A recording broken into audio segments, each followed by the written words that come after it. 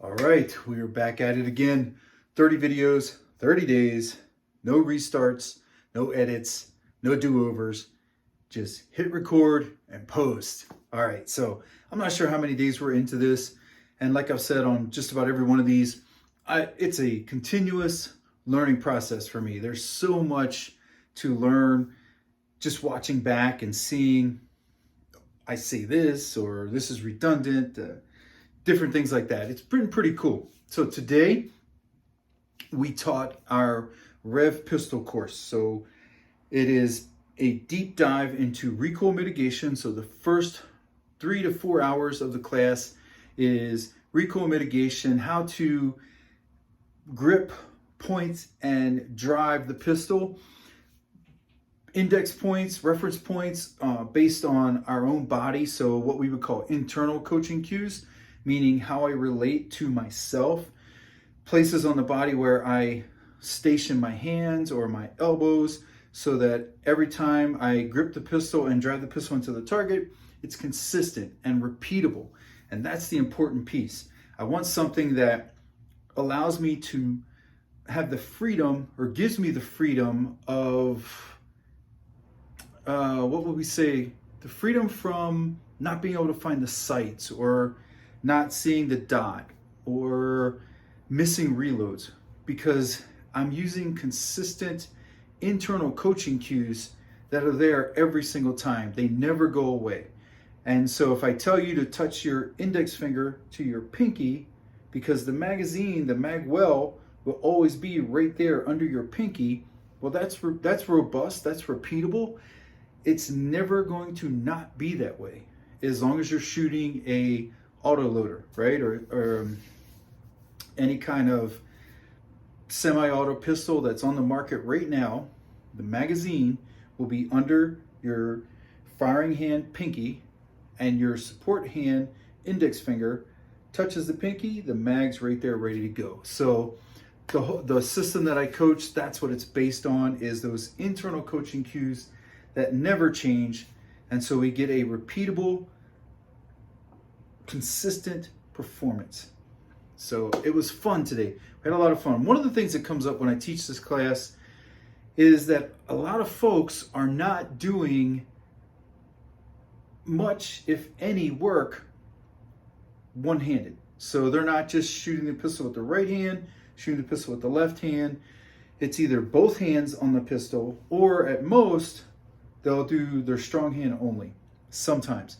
But for the most part, unless they're competing in an event where the course of fire calls for, like some of the classifiers in USPSA, where you'll shoot with two hands and then shoot with the right hand only and then the left hand only, unless it calls for something like that, they're not training for it, they're not practicing it.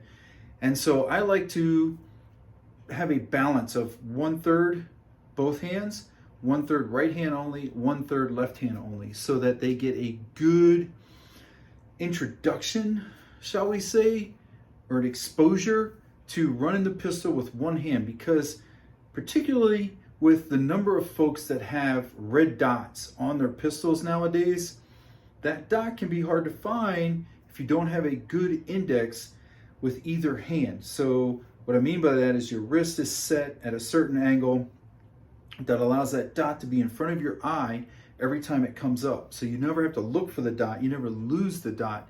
It consistently comes up in front of your eye and you see it on the target. So same with iron sights. You don't see, if people have a consistent index, which starts with the grip, how I grab the pistol is where the index begins.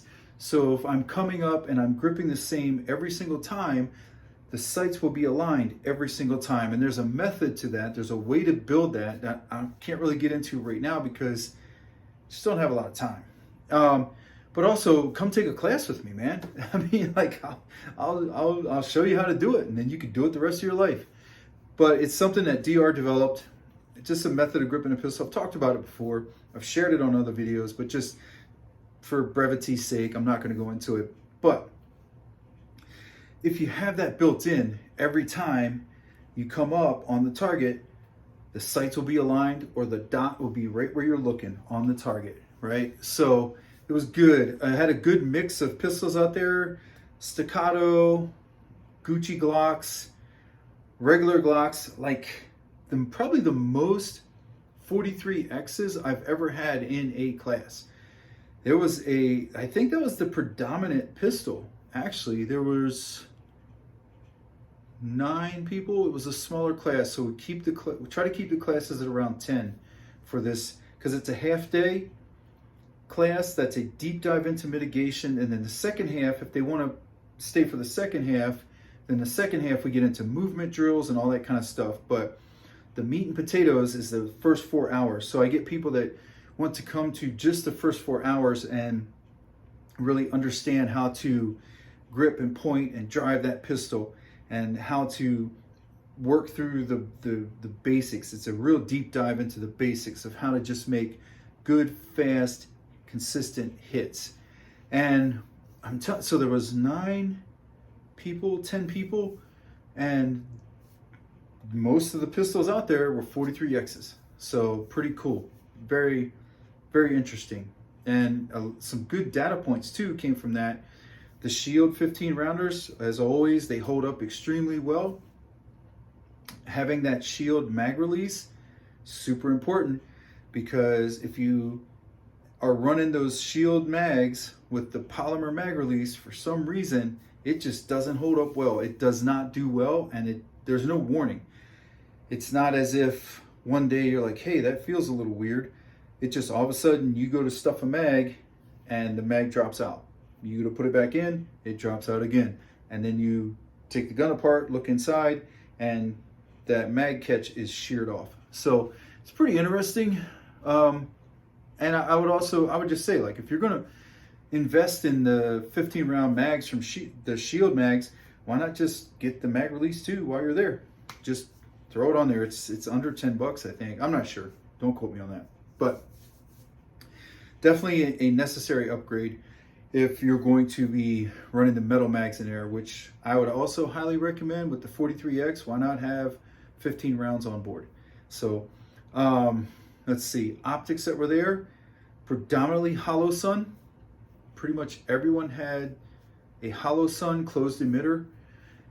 Even the smaller, the 43Xs had Holosun closed emitters on them, and man, ran really well. The battery tray that goes in the side of the Holosun, it can be problematic because you can't really Loctite that. The screw that holds it in, you can't really Loctite it. So I always recommend that people take a grease pencil and mark straight through the screw, so that, man, I don't have it in here. And I don't want to leave you guys hanging to go run and get it, because it kind of violates the rules of no stops and starts.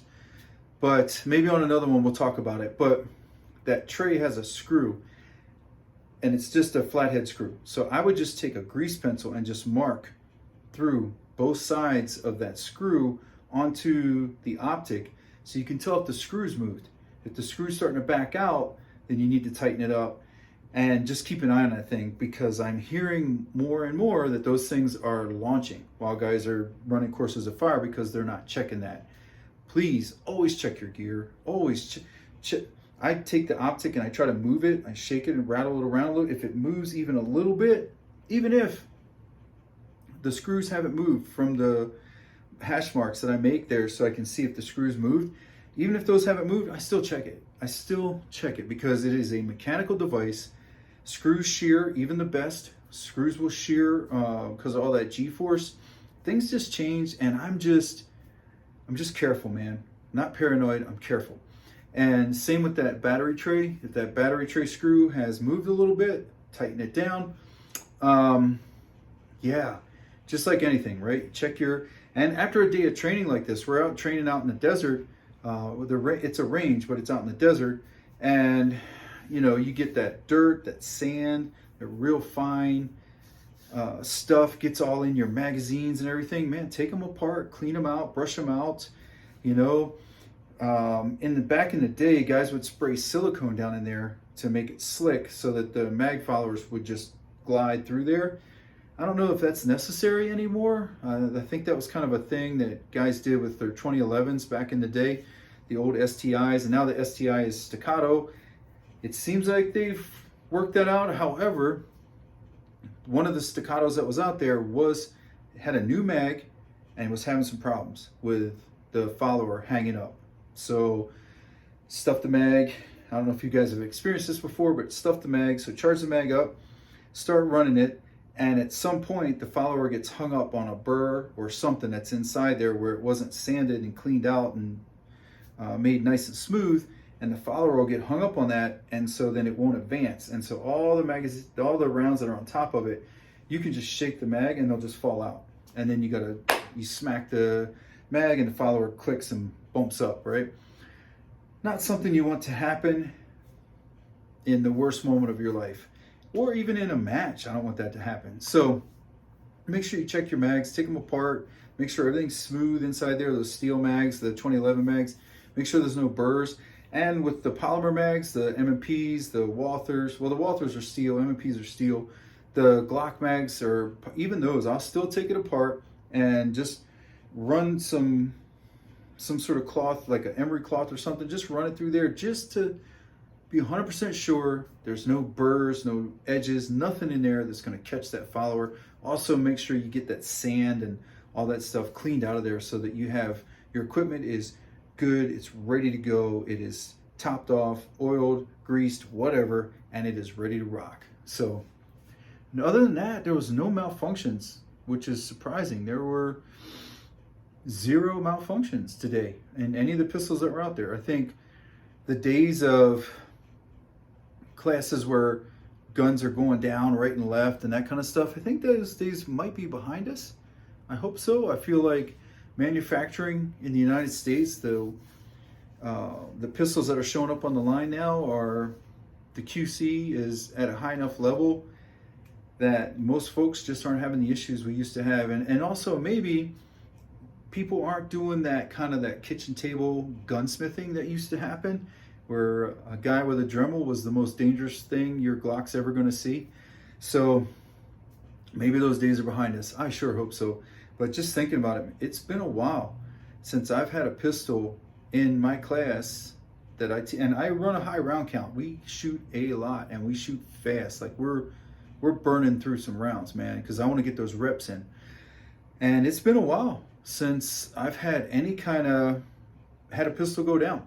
The last pistol that I can remember having an issue with was last year, and it was a Ruger, some sort of Ruger. I can't remember what model, but that thing was just a dog. It would not run. So that dog won't hunt. So, all right, guys, that's it, man. Now I'm just rambling. So you guys have an awesome night.